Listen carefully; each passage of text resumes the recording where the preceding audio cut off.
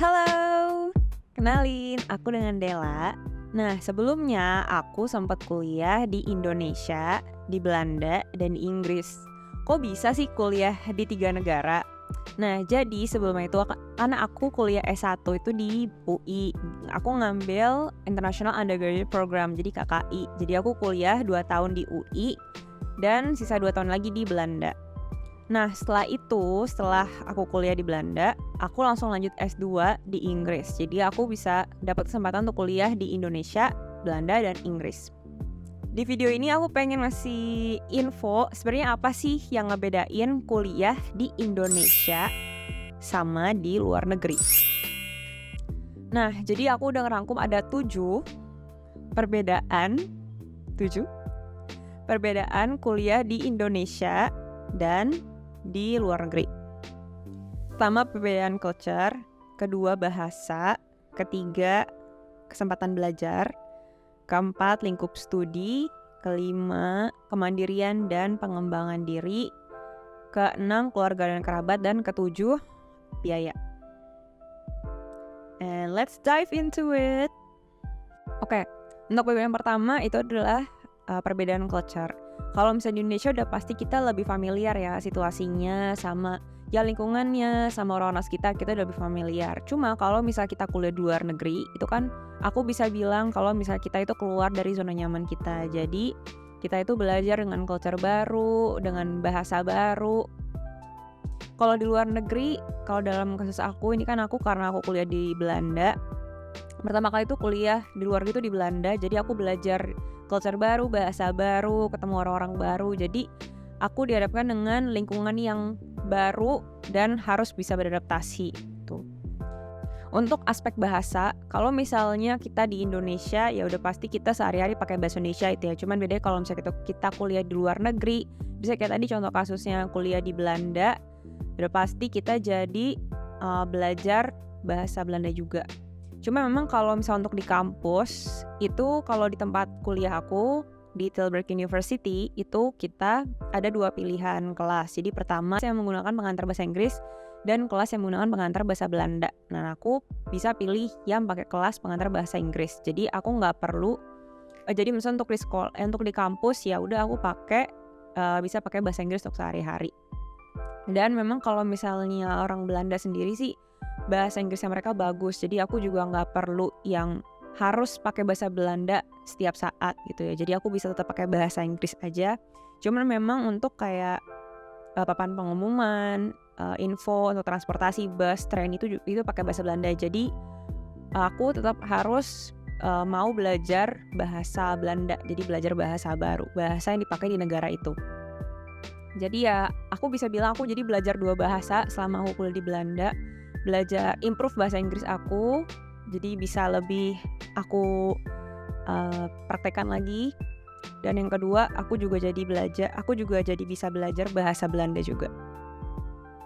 Jadi untuk teman-teman yang suka belajar bahasa baru dan memilih negara yang non-English speaking countries, I think it's a really good idea. Nah, aspek yang ketiga itu adalah kesempatan belajar. Jadi kalau misalnya aku bisa bilang, sebenarnya sih kalau misalnya untuk resources kurang lebih sama sih, kayak perpustakaan, buku-buku, akses ke materi pelajaran itu kurang lebih sama. Cuman aku bisa bilang kalau misal dari sisi perpustakaan gitu misalnya, kalau di Indonesia kan ya jam buka dan jam tutup ya normal ngikuti jam kampus gitu ya, jam operasional kampus. Cuma kalau misalnya di luar negeri itu, misalnya contohnya kalau di Belanda ya, di Belanda sama di Inggris itu sebenarnya agak beda, terutama untuk kampusku ya. Kalau misalnya di Belanda itu kan aku Tilburg University, itu untuk jam perpustakaannya itu dia buka dari jam 8 pagi sampai jam 12 malam. Jadi kita bisa pakai dari rentang jam tersebut. Dan untuk fasilitasnya juga di perpustakaannya itu ada namanya silent area. Jadi bedanya apa silent area sama yang area biasa? Silent area itu ya kita benar-benar belajar di situ, nggak boleh ngobrol satu sama lain, jadi self study gitu ya. Dan itu ruangan yang aku suka sih, selama aku belajar aku sering belajar di silent area itu. Kalau untuk di Inggris juga sama-sama ada silent area, jadi ada Jadi untuk proposal tuh ada 2 macam model gitu ya, ada silent area sama yang area yang biasa kalau misalnya mau diskusi. Nah di Inggris juga sama kayak Belanda, dia juga punya 2 area, silent area sama yang area buat diskusi biasa. Cuma bedanya kalau yang di Inggris tuh kan aku kuliah di Coventry University, nah itu biasanya mereka buka 24 jam. Jadi kita bisa pakai perpustakaan itu mau datang jam berapa aja bisa, kayak gitu. Lalu juga aku bisa bilang kalau misalnya untuk jurusan di luar negeri itu banyak pilihan gitu. Mungkin pilihan jurusan yang nggak di Indonesia itu bisa kita pelajari di luar negeri gitu. Lalu aspek yang 4, lingkup studi. Jadi kalau misalnya teman-teman mau fokus belajar itu sebenarnya pengen pelajarin market Indonesia. Misalnya kalau kasus aku, karena aku kan kuliahnya business management, ekonomi, aku kuliahnya ekonomi business management. Jadi kalau misalnya aku kuliah di Indonesia, aku bisa lebih mengerti market Indonesia seperti apa, typical behavior-nya orang Indonesia seperti apa, kayak gitu. Jadi kalau misalnya aku kuliahnya di Indonesia itu sebenarnya lebih relate. Jadi aku bisa langsung pelajari nih secara kondisi ekonomi, market, terus ya behavior-nya, demografinya seperti apa, itu aku bisa pelajarin di Indonesia secara lebih detail gitu. Jadi kalau misalnya mau pelajarin market Indonesia dan memang ada rencana untuk berkarya di Indonesia, aku bisa bilang akan lebih ideal kalau teman-teman kuliah di Indonesia, kayak gitu. Dan untuk proses networking juga untuk kerjaan itu aku rasa akan lebih mudah di Indonesia. Kalau mau kerja dan proses networking itu kalau kuliah di Indonesia itu akan lebih mudah. Tapi kalau misalnya teman-teman memang ada rencana untuk berkarir di luar negeri, terus juga pengen belajar juga untuk fokus marketnya tuh lebih ke international market kayak gitu. Jadi nggak cuma belajar Asia, tapi nggak cuma belajar market Asia juga, tapi nggak cuma belajar market Asia, tapi juga Eropa, Afrika, dan market lain, market di negara lainnya. Pokoknya secara lingkup internasional gitu ya. Jadi itu ideal sih kalau misalnya belajar di luar negeri. Karena selama aku ngambil di Belanda itu, aku belajar di Belanda dan Inggris sih terutama. Aku belajar nggak cuma di market Asia aja, tapi juga Eropa, Amerika, ya negara-negara lain gitu. Jadi kita bisa belajar tentang gimana sih kalau negara lain mengaplikasikan suatu teori kayak gitu. Lalu juga kalau misalnya kuliah di luar itu akan lebih memudahkan sih kalau misalnya teman-teman emang ada rencana mau berkarir di luar negeri. Jadi kan kita bisa bilang dengan kita kuliah di luar negeri itu kita bisa lebih memahami nih keadaan, oh kalau di luar negeri tuh tipikal customer-nya kayak gimana sih. Ini dalam konteks business management ya. Tipikal market Eropa misalnya kayak gimana sih, behavior-nya orang-orang Eropa tuh kayak gimana sih, demografinya tuh kayak gimana. Itu akan lebih mudah. Apalagi kalau misalnya kita mau berkarir di luar negeri. Jadi istilahnya kita bisa belajar dulu nih market luar gitu, market di Eropa itu seperti apa. Nah terus abis itu untuk aspek kelima adalah kemandirian dan pengembangan diri. Kalau misalnya di Indonesia udah pasti kita dekat dengan keluarga gitu ya, dengan teman gitu. Jadi kita kalau misalnya lagi masa sulit gitu, kita bisa minta tolong sama orang tua, sama saudara, sama teman gitu ya. Jadi ya kita akan ya masih bisa dibilang masih bisa merasa aman dan nyaman gitu ya dengan kita kuliah di Indonesia. Tapi memang kekurangannya kita jadi lebih tidak independen, karena kita tahu kalau misalnya kita lagi masa sulit, kita tahu nih kita bisa minta tolong sama siapa. Cuma kalau misalnya kita kuliahnya di luar negeri gitu ya, itu kita tinggal sendiri gitu di negara orang.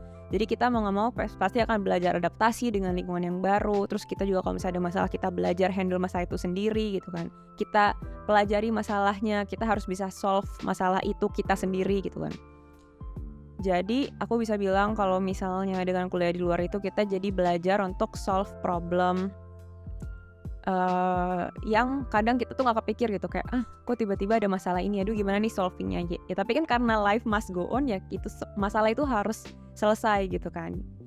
Jadi kita melatih juga problem solving ya, critical thinking juga gitu. Dan masalah kalau misalnya di kampus udah pasti kan kita deal with kita pasti ketemu teman-teman dari berbagai negara gitu ya. Kita akan dihadapkan dengan grup project, terus kita dihadapkan dengan banyak diskusi di kelas gitu kan. Terus kita juga dihadapkan dengan ujian, presentasi, tugas-tugas, esai, dan itu udah pasti most likely itu kita akan merasa stres gitu dengan semua tugas-tugas itu gitu. Dan kita biasanya akan kayak aduh stres nih, kayak banyak tugas segala macam gitu. Tapi dan itu juga nggak cuma tugas kuliah ya, tadi kayak handle stres itu juga kayak masalah itu juga kan bisa jadi menambah stres juga. Nah itu sebenarnya karena kita dihadapkan dengan hal-hal tadi, itu juga kita belajar untuk nggak cuma solve problemnya doang, tapi kita juga bisa handle stres kita sendiri gitu. Jadi kita bisa handle nih, kalau misalnya isunya kayak gini, kita harus kayak calming ourselves down dan sambil pelan-pelan solve problemnya kayak gitu. Dan itu juga kalau misalnya kita kuliah di luar, udah pasti kita lebih independen, lebih self-reliance, karena ya kita nggak bisa mengandalkan orang lain gitu yang harus menyelesaikan masalah itu, dan handle stres itu ya diri kita sendiri gitu. Jadi ya intinya kita banyak berteman dengan nggak cuma teman-teman dari Indonesia ya, tapi teman-teman dari negara lain yang siapa tahu bisa saling bantu satu sama lain gitu. Terus juga aku bisa bilang dengan kita kuliah di luar itu kita jadi lebih mengenal diri sendiri, karena tadi sih dengan kita dihadapkan dengan situasi yang kita nggak pernah expect, kita bakal dihadapkan dengan masalah tersebut. Jadi kita bisa lebih tahu, ternyata aku bisa ya selesai masalah ini. Lalu yang poin yang ke-6, keluarga dan kerabat. Kalau misalnya keluarga kerabat, udah pasti kalau di Indonesia kita dekat dengan keluarga dan kerabat kita gitu ya. Jadi kita pasti punya support system yang lebih kuat, dan sense of comfortnya pasti lebih daripada kalau kita kuliah di luar.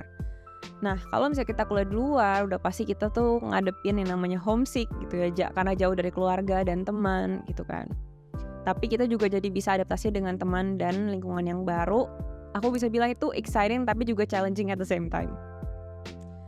Dan poin yang terakhir, poin ke-7, yaitu biaya. Kalau misalnya kita kuliah di Indonesia, udah pasti cenderung lebih murah dibandingin kuliah di luar. Karena kuliah di luar itu kan pasti ada biaya-biaya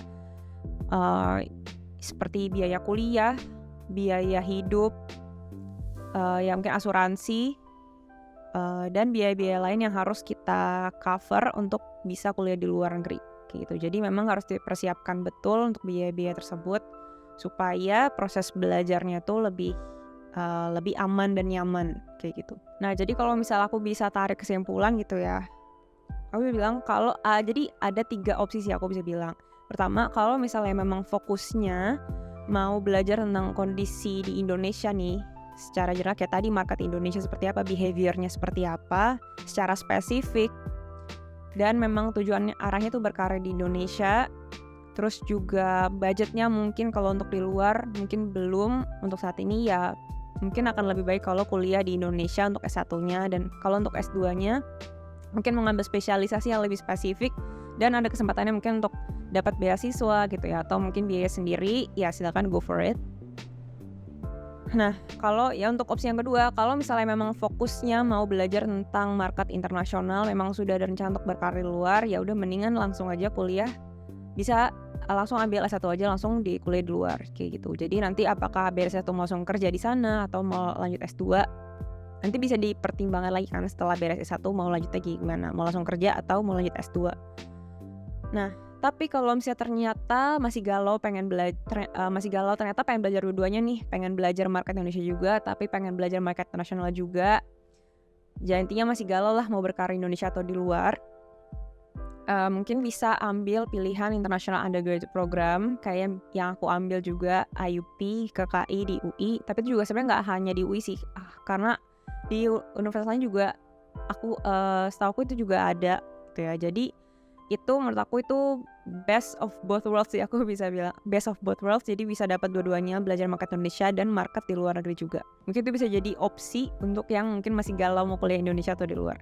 Itu mungkin S1-nya ngambil itu IUP, KKI. Nah S2-nya nanti tinggal decide apakah mau habis S1, setelah S1 itu bisa decide apakah mau kerja langsung kerja atau S2 kayak gitu. Nah, dari penjelasan 7 perbedaan kuliah di Indonesia dan luar negeri itu, jadi 7 perbedaan kuliah di Indonesia dan luar negeri itu, sekian video dari aku. Sampai ketemu di video selanjutnya dan jangan lupa like, comment, dan subscribe. Bye bye.